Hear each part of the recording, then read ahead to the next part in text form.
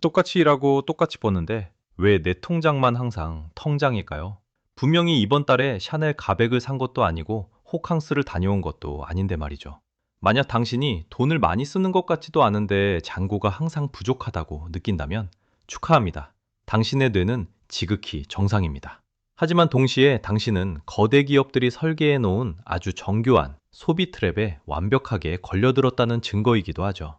오늘 저는 여러분이 매일 무심코 결제하는, 하지만 1년이면 수백만 원을 소리 없이 앗아가는 10가지 일상적 지출의 실체를 파헤쳐 보려 합니다. 이건 단순히 절약하라는 잔소리가 아닙니다. 당신의 뇌가 어떻게 마케팅에 가스라이팅 당하고 있는지에 대한 행동 경제학적 보고서입니다. 이 영상을 끝까지 보신다면 여러분의 통장에서 새고 있던 돈줄기 최소 30%는 확실히 틀어막을 수 있을 겁니다. 가장 먼저 우리 주변에서 가장 흔히 볼 수 있는 곳, 바로 편의점입니다. GS25나 CU에 들어설 때 당신의 뇌는 어떤 상태일까요? 물 하나만 사야지 하고 들어갔다가 2 플러스 1 행사를 보고 나도 모르게 음료수 3병을 들고 나오는 경험 다들 있으시죠? 여기서 작동하는 심리 기제가 바로 앵커링 효과, 즉 누찌 효과입니다. 기업들은 한 개당 2,000원이라는 가격을 먼저 제시해서 우리 뇌에 기준점을 심어 놓습니다. 그리고 3개에 4,000원이라는 가격을 보여주면 우리 뇌는 개당 1,300원 꼴이네? 700원이나 이득이야 라고 착각하며 즉각적인 보상 회로를 가동합니다.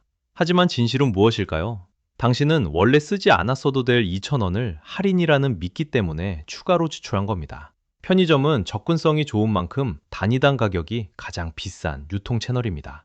대형마트나 온라인 쇼핑몰보다 평균 20%부터 30%까지 비싼 가격을 지불하면서도 우리는 1 플러스 1이라는 숫자에서가 합리적인 소비를 하고 있다고 자위합니다. 이것이 바로 부자들이 편의점에서 물건을 사지 않는 진짜 이유입니다. 그들은 알고 있습니다. 작은 지출의 반복이 복리로 쌓여 당신의 부를 파괴한다는 사실을요.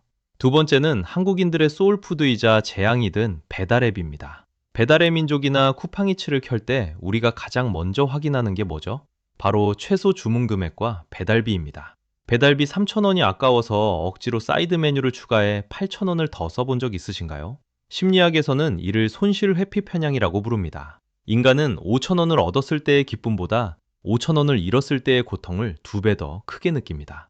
배달비 3,000원을 지불하는 것을 생돈이 나가는 손실로 규정하는 순간 우리 뇌는 그 손실을 막기 위해 더 큰 지출을 하는 비논리적인 선택을 내립니다. 결국 배달비를 아끼려다 더 많은 칼로리와 더 많은 비용을 지불하게 되는 거죠.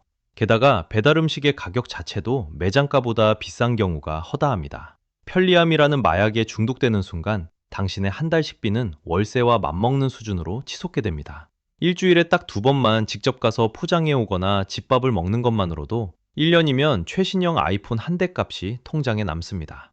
세 번째는 바로 저가 커피의 역설입니다. 메가커피, 컴포즈 커피에서 1,500원짜리 아메리카노를 마시면서 나는 스타벅스 안 가니까 절약하고 있어 라고 생각하시나요? 죄송하지만 당신은 라떼 효과의 전형적인 함정에 빠져 있습니다. 1,500원이라는 가격은 우리 뇌의 경계심을 완전히 무너뜨립니다. 껌값보다 싼데 뭐 어때? 라는 생각은 하루 2잔, 3잔으로 이어지고 여기에 달콤한 디저트나 옵션 추가가 붙으면 하루 지출은 금세 5,000원을 넘어섭니다. 한 달이면 15만 원, 1년이면 180만 원입니다. 더 무서운 건 이 행위가 단순한 소비가 아니라 도파민 루프가 된다는 점입니다. 스트레스를 받을 때마다 싼 값에 즉각적인 크락을 사는 행위가 습관으로 굳어지면 당신의 뇌는 더 이상 큰 성취를 위한 인내를 하지 못하게 됩니다. 가성비 커피는 당신의 지갑뿐만 아니라 장기적인 경제적 인내심까지 갉아먹고 있습니다. 네 번째로 언급할 대상은 바로 다이소와 무인 매장입니다. 다이소는 다 1,000원인데 뭐가 문제야? 라고 반문하시겠지만 바로 그 1,000원이 문제입니다. 다이소에 가면 우리는 평소에 필요하지 않았던 물건들도 무차별적으로 장바구니에 담습니다. 싸니까 일단 사두면 언젠가 쓰겠지 라는 생각. 이것이 바로 디드로 효과의 시작입니다.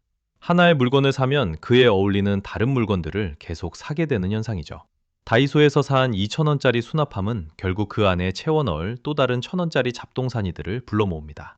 무인 매장도 마찬가지입니다. 점원의 눈치가 없으니 결제 장벽이 낮아지고 아이스크림이나 과자를 필요 이상으로 집어들게 됩니다. 이런 곳에서 쓰는 돈은 영수증의 소액으로 찍히기 때문에 우리의 죄책감을 자극하지 않습니다. 하지만 기억하세요. 거대한 댐을 무너뜨리는 건 큰 파도가 아니라 눈에 보이지 않는 미세한 균열입니다. 다섯 번째는 우리 삶을 소리 없이 잠식하는 구독 지옥입니다. 예전에는 물건을 한 번 사면 끝이었지만 이제는 모든 서비스가 구독제로 변했습니다. 유튜브 프리미엄, 넷플릭스, 쿠팡 와우, 네이버 플러스 멤버십, 그리고 각종 클라우드 서비스까지. 하나하나 떼어놓고 보면 만원 안팎의 적은 돈 같지만 이것들이 합쳐지면 매달 통장에서 10만 원이 넘는 돈이 자동으로 빠져나갑니다. 여기서 무서운 점은 심리학에서 말하는 현상 유지 편향입니다. 인간은 한번 설정된 상태를 바꾸는 것을 극도로 귀찮아하며 쓰지 않는 서비스라도 해지 버튼을 누르는데 엄청난 심리적 저항을 느낍니다. 기업들은 이 귀찮음에 수조 원의 가치를 매기고 당신의 지갑을 털어갑니다. 이번 달엔 바빠서 영화 한 편 못 봤는데 라고 생각하면서도 다음 달 결제를 방치하고 있다면 당신은 기업에 기부금을 내고 있는 것이나 다름없습니다. 특히 무료 체험 뒤에 숨은 자동 결제 시스템은 당신의 망각을 돈으로 환산하는 가장 잔인한 비즈니스 모델입니다. 지금 당장 구독 목록을 열어보세요. 지난 한 달 동안 단 한 번도 쓰지 않은 서비스가 있다면 그것은 당신의 자산을 갉아먹는 기생충과 같습니다.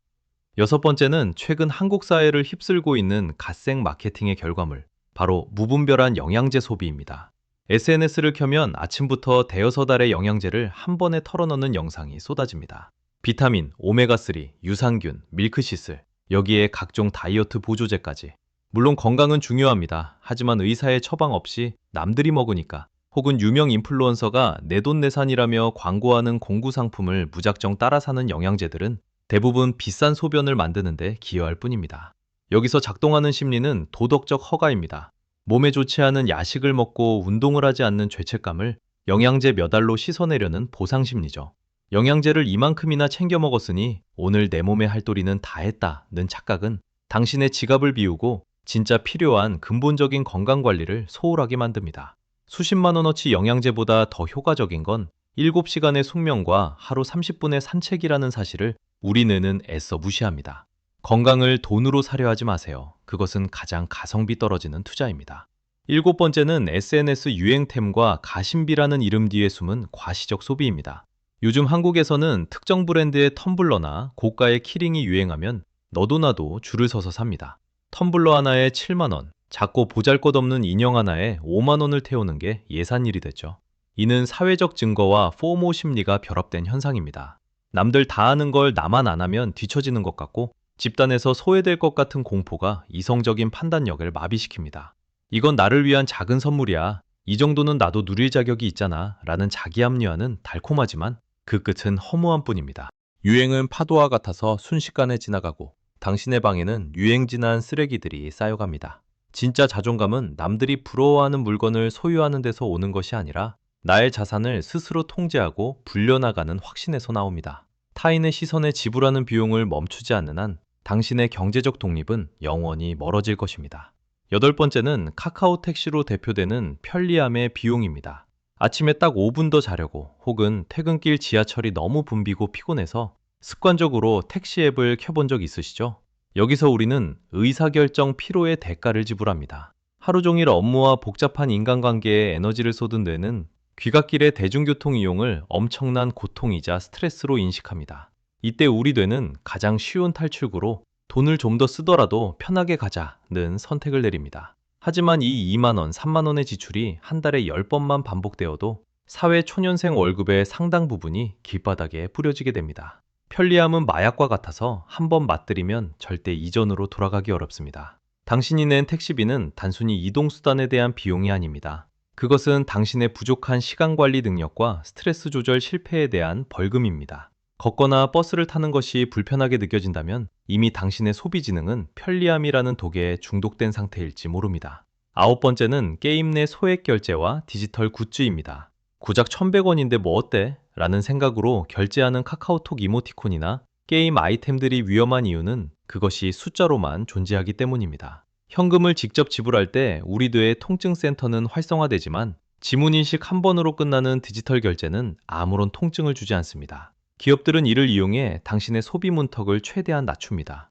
한정판, 이번 기회 아니면 못 얻는 아이템이라는 문구로 당신의 수집욕을 자극하고 실제 가치가 없는 데이터에 당신의 실물 자산을 바치게 만듭니다. 수천 원씩 빠져나가는 소액 결제들을 모아보세요. 그 돈이면 당신의 미래를 바꿀 주식을 사거나 책을 살 수 있었을 겁니다. 디지털 세상에서의 화려함은 당신의 현실 세계를 더욱 초라하게 만들 뿐입니다. 마지막 10번째는 가성비를 빙자한 저퀄리티 의류 소비입니다. 무신사나 지그재그 같은 플랫폼에서 저렴한 옷을 대량으로 구매하며 나는 합리적인 쇼핑을 했다 하고 착각하는 분들이 많습니다. 하지만 2만 원짜리 티셔츠를 사서 세탁 한 번에 목이 늘어나 버린다면 그것은 세상에서 가장 비싼 옷을 산 것과 다름없습니다. 비용 대비 착용 횟수를 계산해 보세요. 30만 원을 주고 산 좋은 코트를 5년 동안 입는 것과 매년 5만 원짜리 싸구려 코트를 사서 버리는 것 중 무엇이 진짜 이득일까요? 저가 의류는 당신의 안목을 흐리게 하고 환경을 파괴하며 결과적으로 더 자주 돈을 쓰게 만듭니다. 옷장을 열어보세요. 입을 옷은 없는데 옷장은 가득 차 있다면 당신은 가성비라는 이름의 감옥에 갇혀 있는 것입니다. 지금까지 살펴본 이 10가지 항목들을 들으며 어떤 생각이 드셨나요? 혹시 이것도 내 이야기네. 저것도 내가 어제 결제한 건데 라며 자책하고 계시지는 않나요?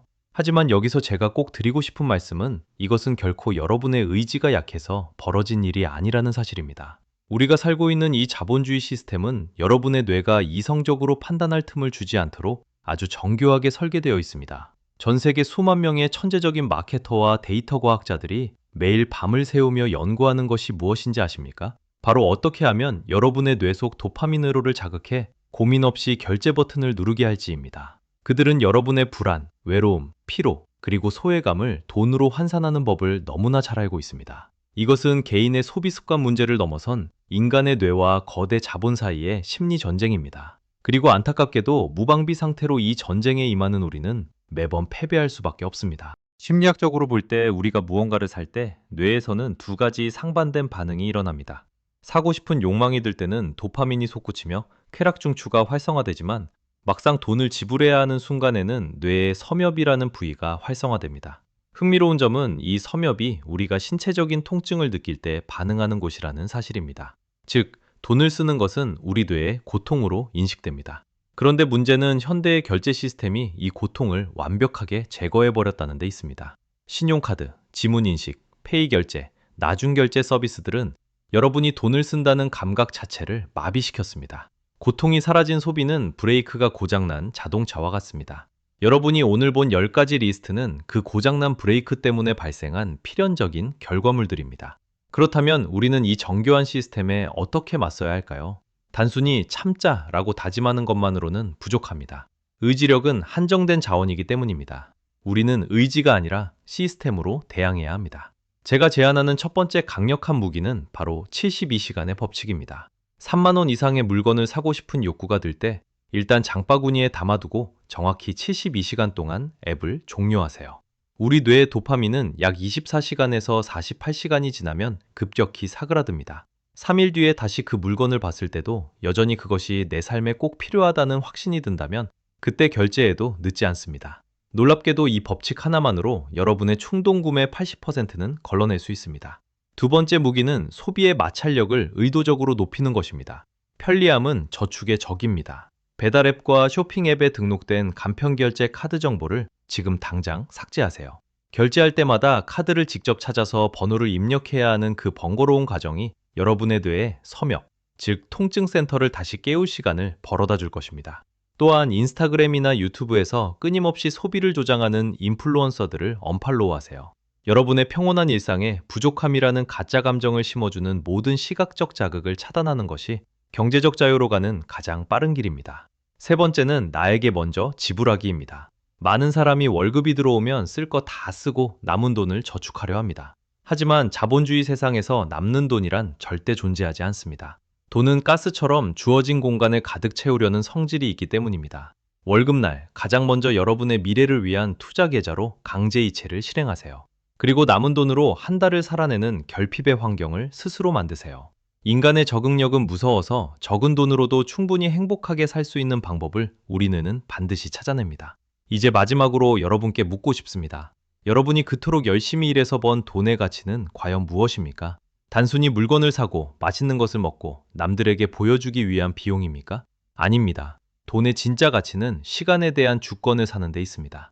여러분이 오늘 아낀 1,500원짜리 커피 한 잔, 3,000원짜리 배달비, 그리고 충동적으로 사지 않은 5만 원짜리 유행템들은 단순히 숫자가 아닙니다. 그것들이 모여 여러분이 하기 싫은 일을 하지 않아도 되는 시간, 사랑하는 사람과 온전히 함께할 수 있는 자유, 그리고 미래의 불확실성으로부터 나 자신을 지킬 수 있는 단단한 보호막이 됩니다. 우리는 흔히 인생은 짧으니 즐겨야 한다며 욜로를 외칩니다.